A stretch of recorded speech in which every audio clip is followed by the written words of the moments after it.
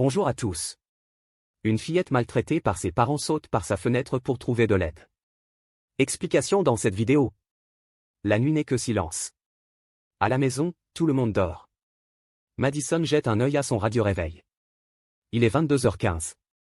Sans un bruit, elle se lève, attrape la paire de ciseaux posés sur son bureau. Et s'approche à pas de loup de la fenêtre de sa chambre. De sa pointe métallique, elle perce un trou dans la moustiquaire qui obstrue l'encadrement et glisse sa tête dehors. Le sol est si loin. Si bas. Mais elle se faufile quand même.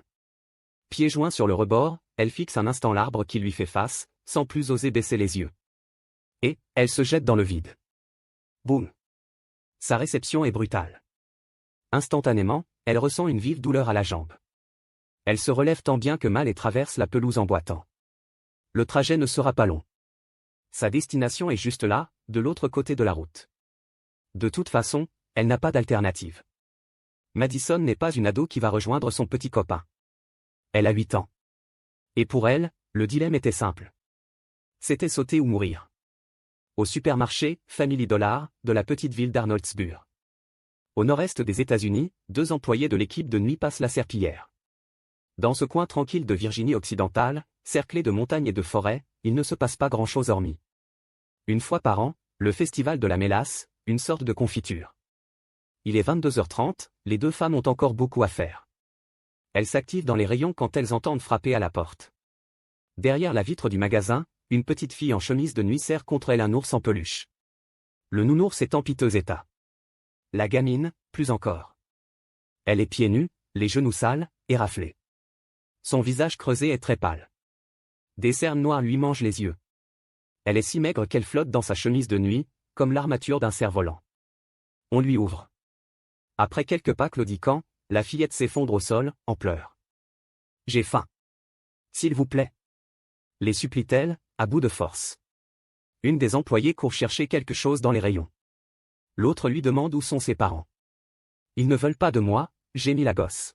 « Ils ne veulent pas me donner à manger. » Les 2 femmes, le cœur serré, retiennent leurs larmes face à ce petit ange maigrelet sorti des ténèbres. Quel monstre faut-il être pour priver un enfant de nourriture? Après avoir appelé la police, elle lui donne toutes les victuailles qu'elle trouve.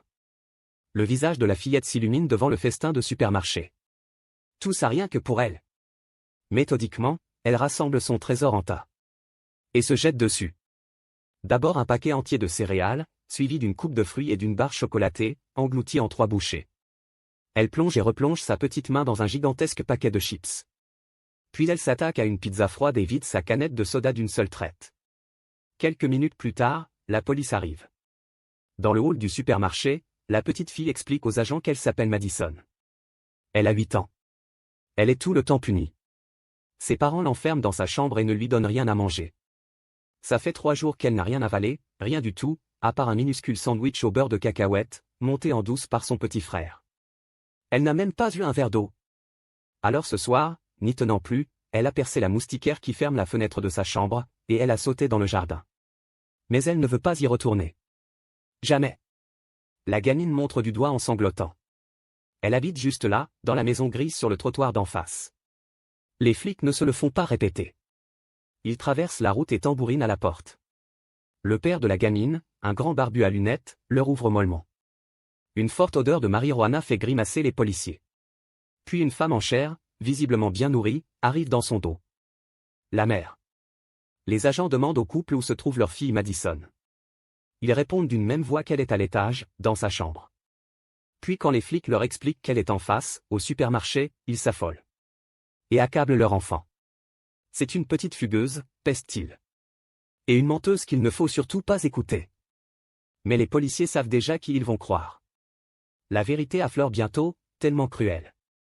En réalité, Madison est une gosse maltraitée et affamée depuis sa naissance. Son petit frère et sa petite sœur, interrogés, balancent leurs parents sans détour. Leur aîné est tout le temps enfermé, raconte-t-il. Parfois, ça peut durer une semaine entière. Quand elle est trop faible, elle gémit derrière sa porte, et supplie pour qu'on lui apporte quelque chose à manger et à boire. Mais ce que les petits redoutent le plus, c'est quand ils n'entendent plus rien. À chaque fois, ils ont peur qu'elle soit morte, de faim ou de soif. Les 2 tortionnaires sont traînés au commissariat. On leur retire aussitôt la garde des 3 gosses, qui seront placés en famille d'accueil. Puis le juge ordonne leur incarcération, avec une caution de 100 000 $, payable uniquement en espèces. Un montant exceptionnel. Mais l'affaire l'est également. En se jetant de sa fenêtre, bravant 2,5 mètres de chute libre, la petite fille a pris un risque fou. Elle aurait pu s'empaler sur l'une des bûches rangées dans le jardin, juste en dessous de sa chambre. Ou se fracasser sur le climatiseur fixé sur la façade. Mais elle a surtout pris son destin en main. Et probablement sauvé sa vie. Aujourd'hui, grâce à son seul courage, Madison est enfin délivrée de l'emprise de ses bourreaux et mange à sa faim. Puisse le futur lui offrir une vie heureuse. Il était temps. Merci d'avoir regardé, n'hésitez pas à partager la vidéo avec vos amis et à vous abonner à notre chaîne pour ne manquer aucune de nos futures vidéos.